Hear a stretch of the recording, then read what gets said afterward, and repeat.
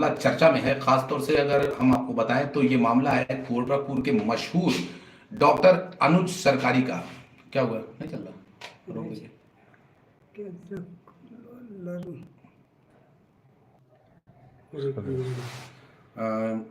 हम आपसे आज बात करेंगे एक गोरखपुर में इस वक्त गर्मागर्म मुद्दे पे और जिसपे पूरा शहर में चर्चा जारी है। वो मामला है डॉक्टर अनुज सरकारी का, जिनके ऊपर 4 अक्टूबर को एक पुलिस विभाग के निलंबित सिपाही ने हथौड़े से हमला किया। ये आरोप था उसके ऊपर और उसे गिरफ्तार भी किया गया, कैंट पुलिस ने उसे जेल भेज दिया।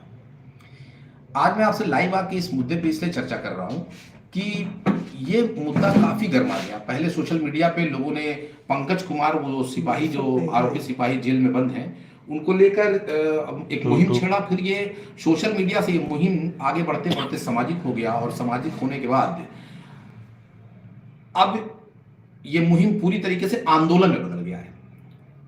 मजे की बात तो ये कि भारतीय जनता पार्टी के एमएलसी देवेंद्र प्रताप सिंह खुद कल इस मुद्दे को लेकर, अभी तक वो कई बार उच्च अधिकारियों से मिले और कल वो टाउन हॉल पर गांधी प्रतिमा के पास बैठ गए। गांधी जी के चरणों में बैठकर उन्होंने पंकज कुमार के लिए इंसाफ की बात की और भूख हड़ताल किया। 1 दिवसीय उनका भूख हड़ताल रहा और सर्व समाज से संगठन के लोगों ने उनके साथ जुड़कर इस धरने को और इस 1 दिवसीय भूख हड़ताल को कामयाब बनाने की कोशिश की। इस दौरान पंकज कुमार की पत्नी अपने 4 साल के मासूम बच्चे को भी लेकर उस धरने में शामिल हुई।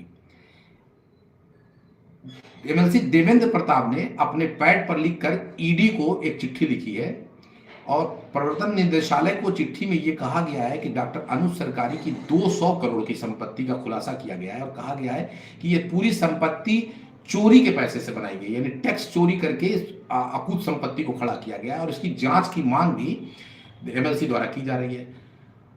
एमएलसी ने जो ईडी से गुहार लगाई है जांच की, इसके बाद गोरखपुर के डॉक्टरों में हड़कंप मचा हुआ है। अंदर और भीतर की जो खबर है वो ये है कि डॉक्टर इस वक्त घबराए हुए हैं, क्योंकि अगर ईडी की कार्रवाई शुरू हुई तो सिर्फ डॉक्टर अनुज सरकारी ही नहीं और भी डॉक्टर ईडी के रडार पर आएंगे। ईडी के रडार पे आने का मतलब कि वो सभी बेनामी संपत्तियां ढूंढ ढूंढ के निकाली जाएंगी जो डॉक्टरों ने खड़ी की हैं। अब मैं आप लोगों से जानना चाहता हूं कि कमेंट में आप लोग बताइए, क्या आप लोग मानते हैं कि गोरखपुर के डॉक्टर ने काली कमाई कर रखी है? क्या आप मानते हैं कि डॉक्टरों की जो अकूत संपत्ति है, जो डॉक्टर कभी टूटी हुई स्कूटर से चला करते थे, आज वो बड़ी बड़ी महंगी कारों में चलते हैं, जिनके पास जो किराए पर रहा करते थे वो आज करोड़ों के बंगले में रहते हैं।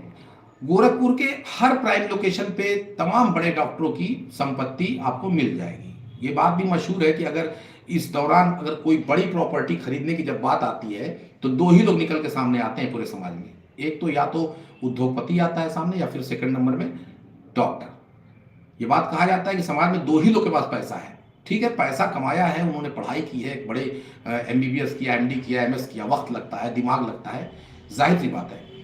लेकिन एक सवाल ये भी आपके सामने रखना चाहूंगा कि जो ओपीडी होती है, ओपीडी में मुझे लगता है गोरखपुर में, मेरे नजर में तो ऐसा कोई डॉक्टर नहीं आया जो ओपीडी की रसीद देता हो। जाहिर सी बात है कि ओपीडी में 500 से लेके 1000 तक का आपका पर डे का मरीज को देखने का चार्ज है। तो अगर दिन भर में आप 100 मरीज देख रहे हैं और 1000 रुपया चार्ज है आपका, तो आपका 1 लाख रुपया सिर्फ ओपीडी से हो गया। वो 1 लाख रुपए की कोई रसीद नहीं दी जाती है।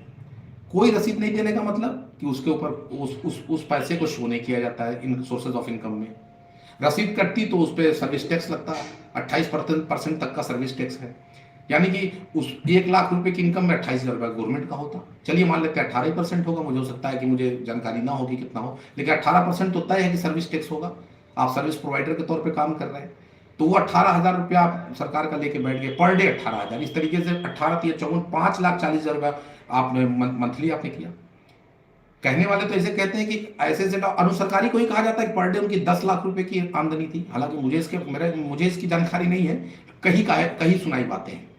तो मेरा अब ये मानना है कि आप लोग कमेंट में बताइए कि क्या वाकई डॉक्टरों के पास अकूत संपत्ति है और ब्लैक मनी है जो सरकार के टैक्स से चोरी करके बनाई गई है? क्या ईडी की जांच जो एमएलसी करने की बात कर रहे हैं वो सही है? क्या डॉक्टरों की ईडी की जांच होनी चाहिए? तो जरूर कमेंट में आप लोग बताएं इस चीज को। Thank you so much. 3 minute पर हो गया।